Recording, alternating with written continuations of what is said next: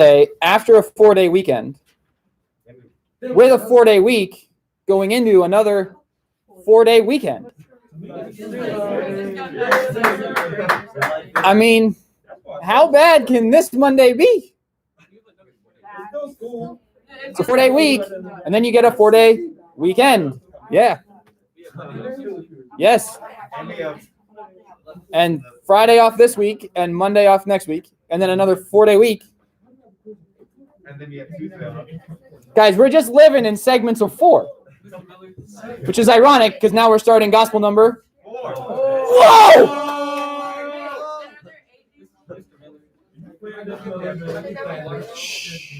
Go quickly. Go quickly. Is it in your locker, man? Oh, yeah, go fast.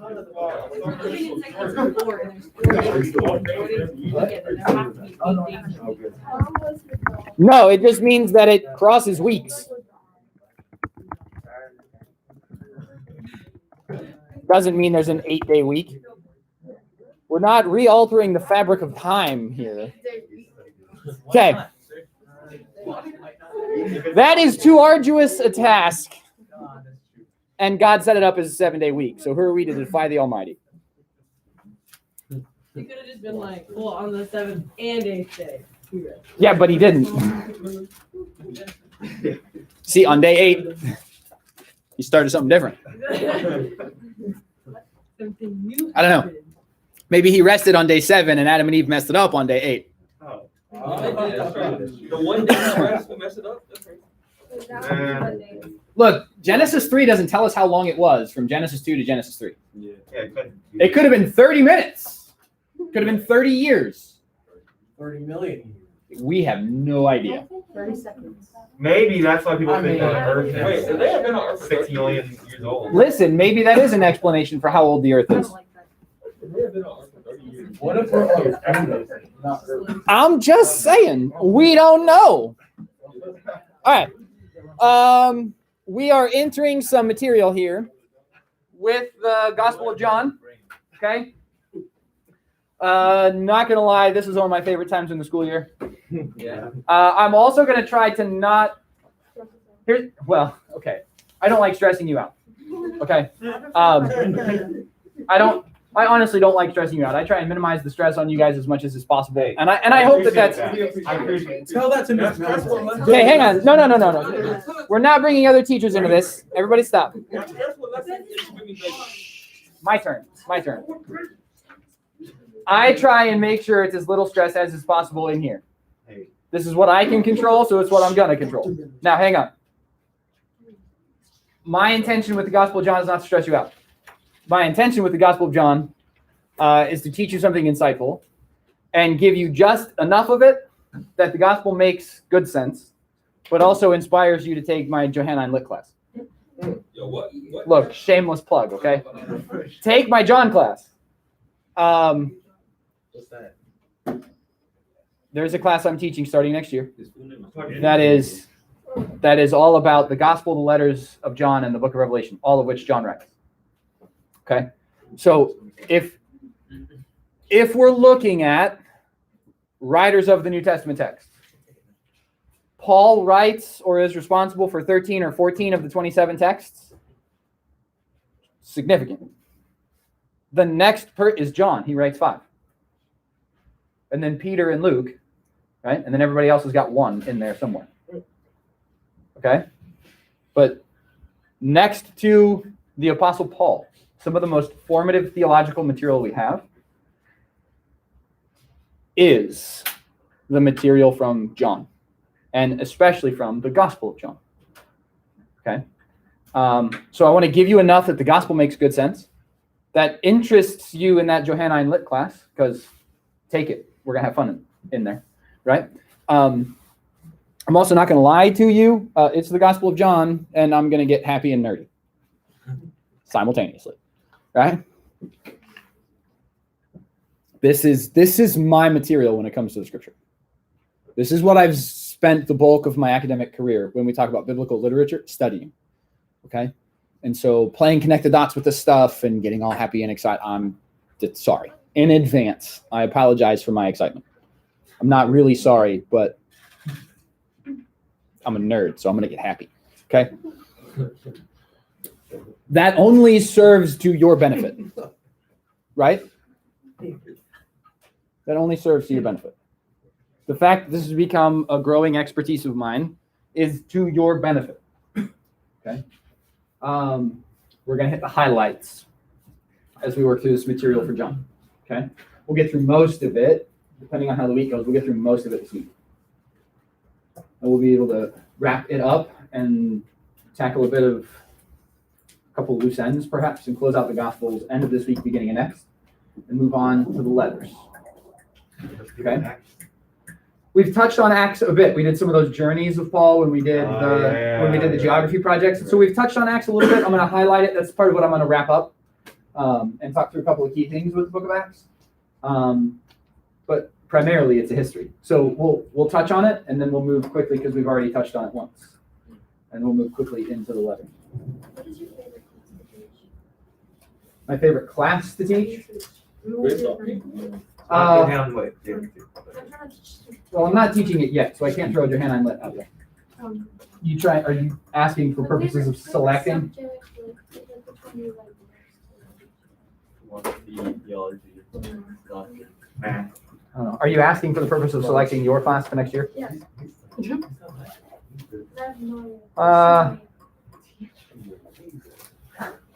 I don't know, all of them. They're all interesting to me in their own ways. The biblical theology class and what will be the Johannine Lit class probably rise to the surface.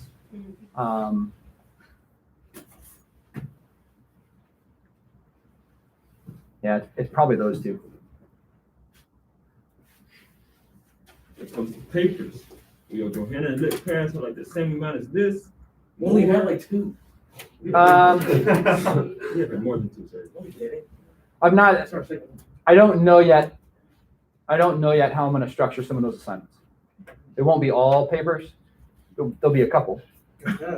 I mean, but listen, we're talking about scripture, and we're talking about explaining stuff that's there. It's not like 2 + 2 is Jesus. It's not how that works. I mean, you can try that on a math test. It's going to backfire.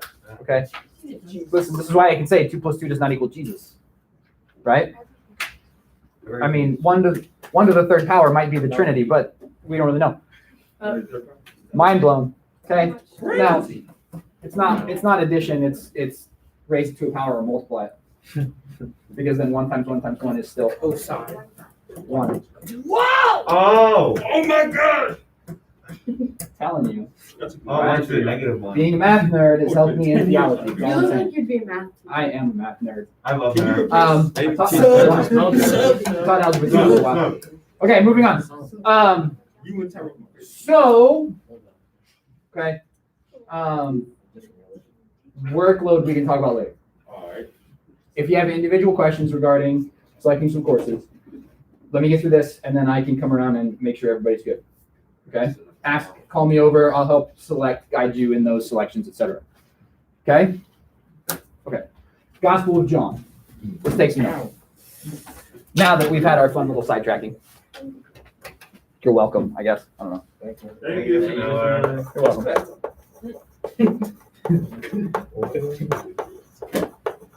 John.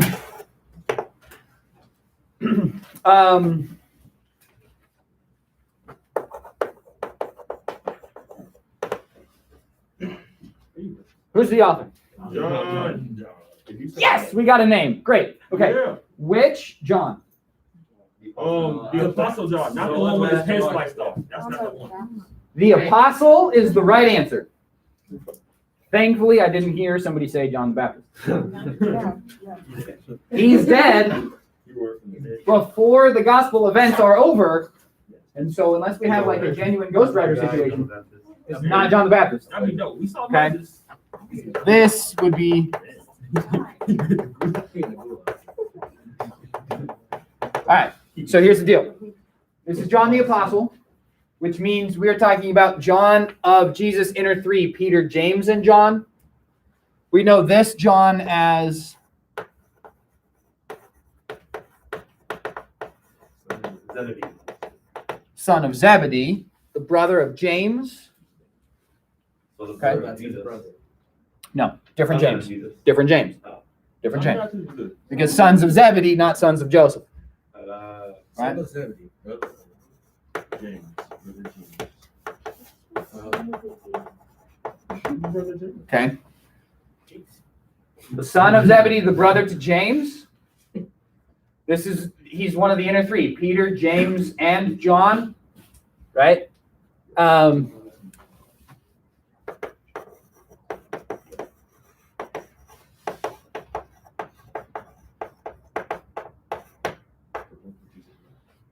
There's a mention in the Gospel of John, quote, the one who Jesus loved, or the beloved disciple, which seems to be John, because the beloved disciple in the Gospel of John is the one who wrote the book. And it seems to be a reference to John the Apostle. This character follows Jesus all the way to the cross. This character, after hearing the report of Mary and Mary who've seen the risen Jesus, this character and Peter run to the graveside. By the way, John goes out of his way to make a notation. I beat Peter to the grave. Yes, sir. There's a rivalry here, it seems, right? He makes a point to be like, hey, I was faster than Peter. I was there first. And then he makes a point, I believed and didn't have to go in and see it, but Peter went into the grave to look at it. Like why does he have to make mention of that? Sorry, this is where I get John nerdy and I have fun with this.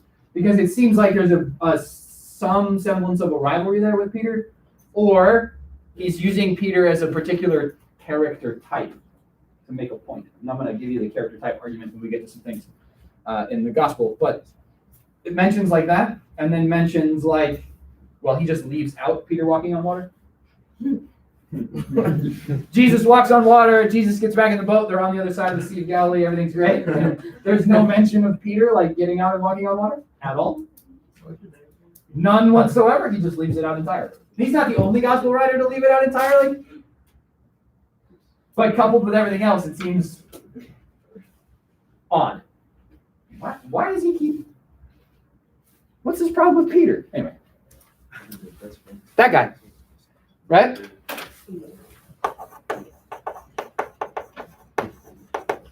Audience. To whom does he write the gospel? The 7 churches? At least. No, because we did it in chapel. Remember? We did? Yeah. The 7 churches What year was listed this? where? What year? This year. Hey, the 7 churches, where are they listed? Asia Minor. Where are they listed? Where do we get that list of 7 churches? Revelation. Yeah, they're in Revelation. Somebody's struggling.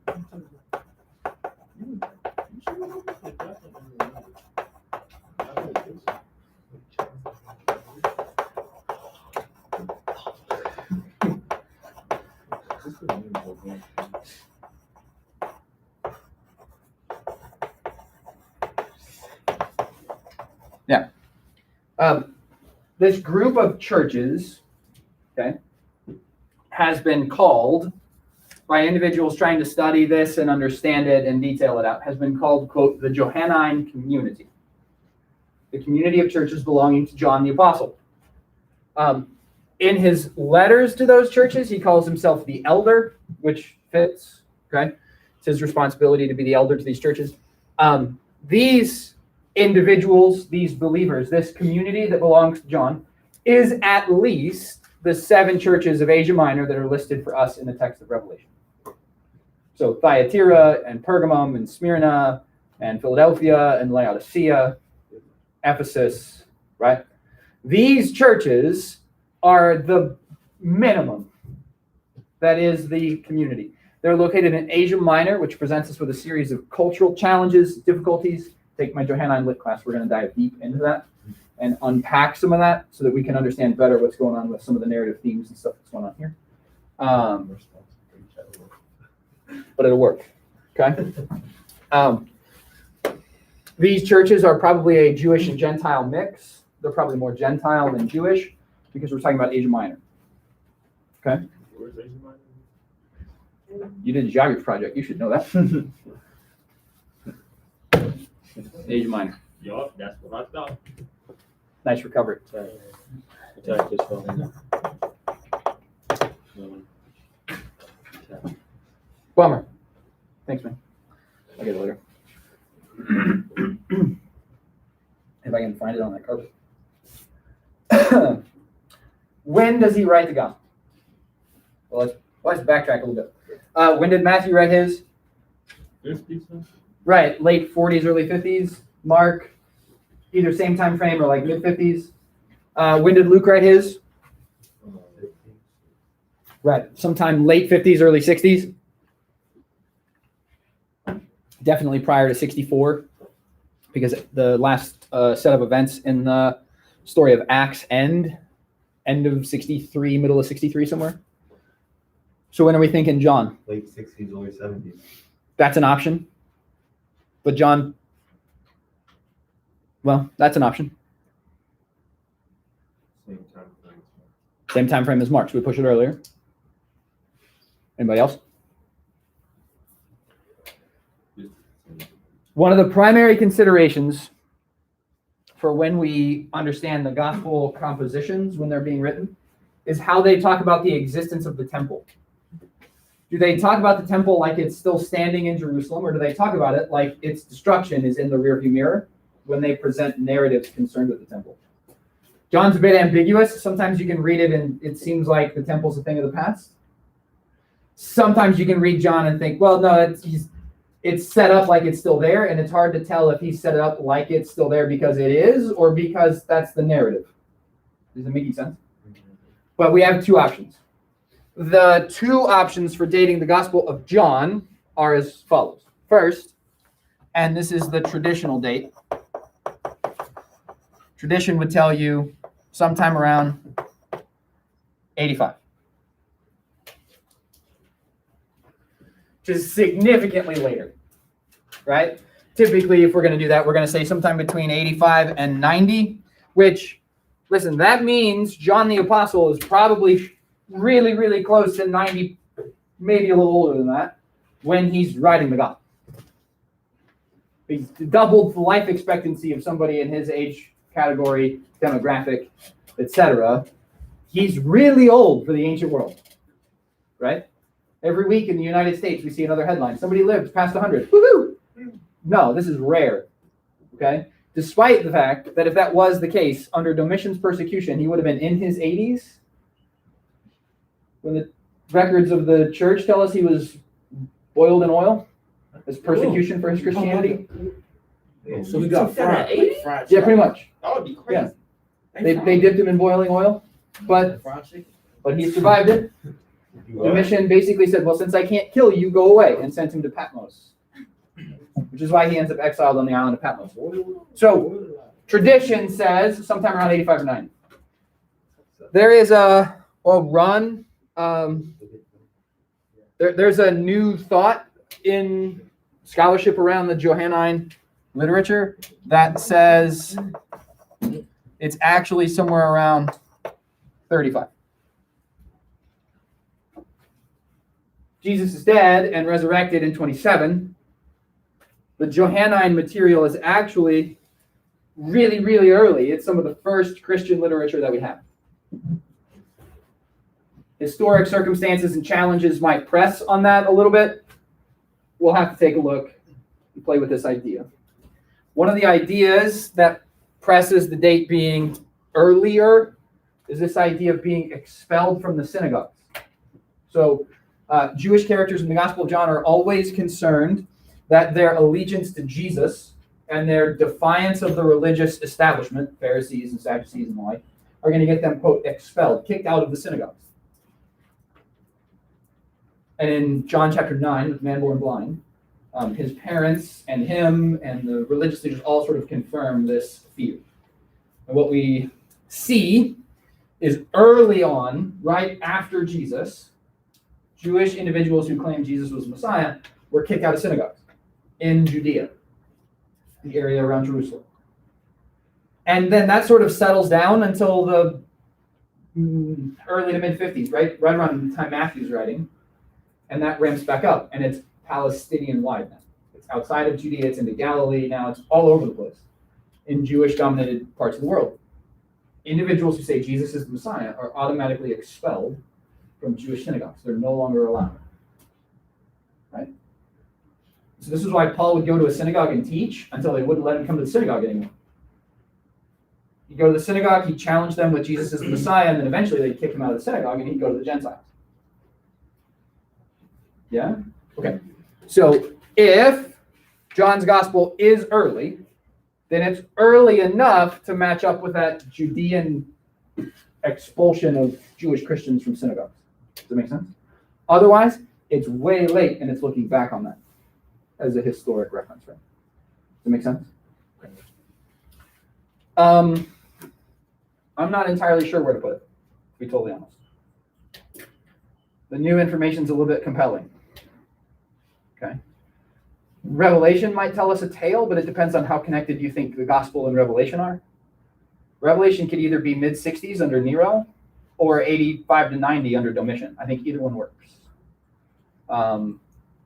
Especially when we consider some of the references in Revelation that sound like references to Nero, and that so there's a character in the text of Revelation that has a fatal wound to his head, but he sort of recovers from it. So fatal means he died, but then he came back. And Domitian's heralded as Nero's second coming, right? And so that, coupled with references that might be to Nero in the text of Revelation, may push the date back for Revelation. But if it's way more independent of the gospel than we think, then the gospel can still be early. If they're more intimately connected, then the whole thing shifts, okay? Tradition has all of John's writing, gospel, letters, and the text of Revelation, sometime between 80 and 90. Letters first, gospel second, Revelation last. That's what Yeah. Letters first as a short form, the gospel as a full, and then Revelation as a follow-on. Not necessarily planned by John that way, but it ended up working that way. He's beholden to actually getting to Revelation.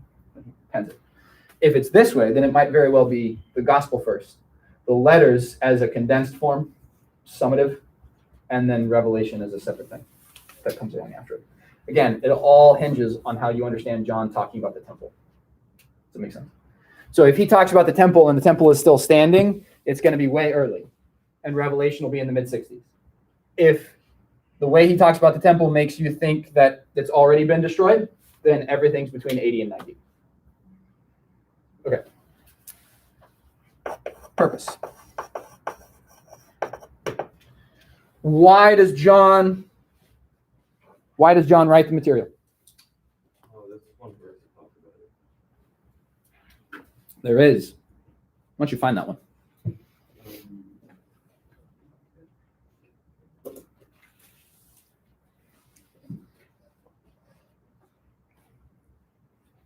All right. What verse is it? But the 20:31. There you go. But these are written so that you may come to believe that Jesus is the Messiah, the Son of God, and that through believing you may have life in His name.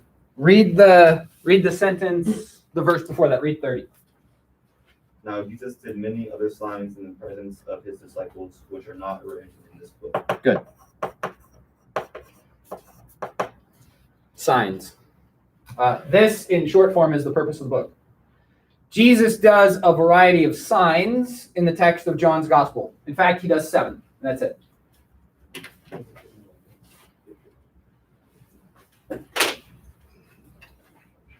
And so what John's telling you in 2031 is this. I've told you these 7 signs, these 7 miracle stories, so that you will have faith.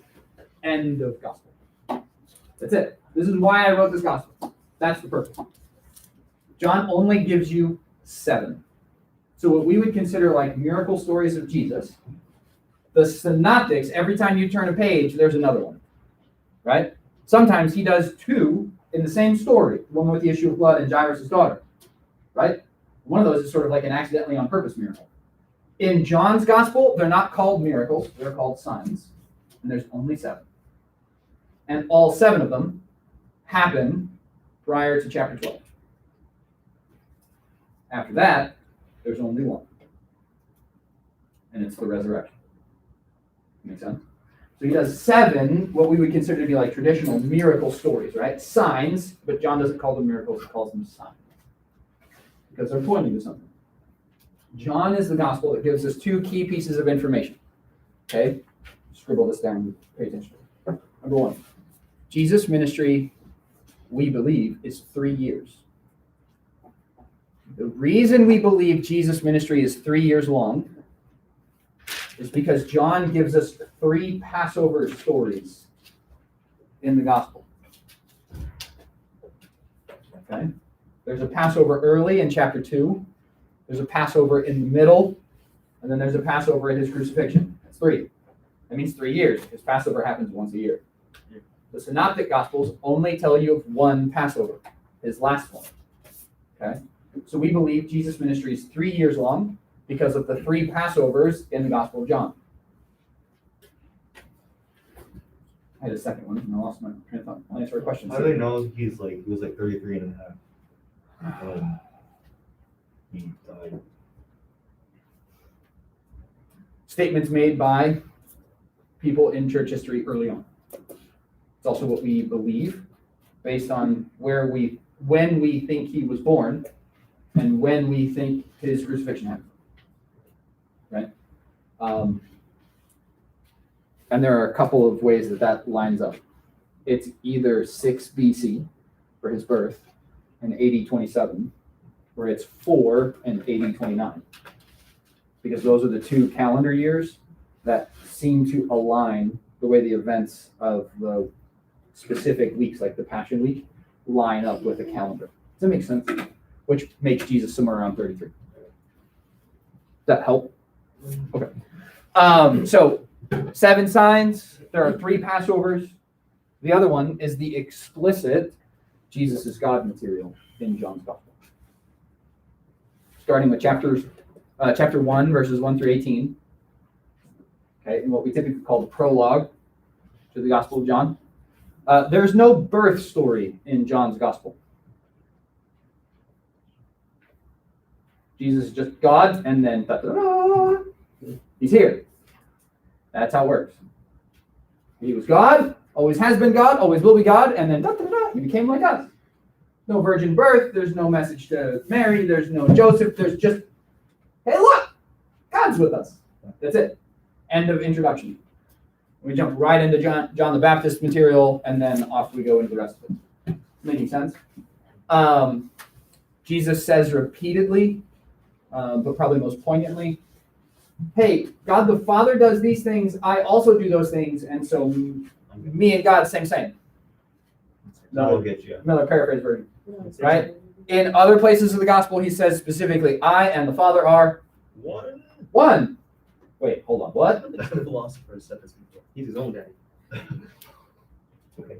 Not quite the way, not the way Jesus did. End of chapter 8, right? Jesus uses the divine name for God. Unqualified. Not I am the light of the world, not I am the true vine, not any of that. He just says before Abraham was, I am. That's a problem. That'll get you. Not only is it like, hey, look, I'm older than Abraham, check this out. It's also, I'm God and I made Abraham. And they sort of lose their minds over it, right? And they pick up stones to stone him, but Jesus goes stealth mode and hides in the crowd. This happens a couple of times in the Gospel of John. He makes the crowd relatively angry enough that they're like, hey, let's kill this guy. And then all of a sudden, Jesus goes, whoosh, and he's gone. He's God. Just hid himself in the crowd and then vanishes. Okay? This will get us started. We're going to jump in tomorrow with the prologue, which is chapter 1, verses 1 through 18. So if you get a chance today, tonight, tomorrow morning, something, read the first 18 verses of the Gospel of John. We're going to take a deep dive into that, and then we'll start working our way through some selected texts this week. Okay. And go from there. So what's number 2? Can you say first? Yeah, first one was Passover. Second one was Jesus is God. Jesus has got shown to us in some of these unique ways. Right? All right. We will pick up there. You have the remainder of your time today to work on your Luke material. Okay?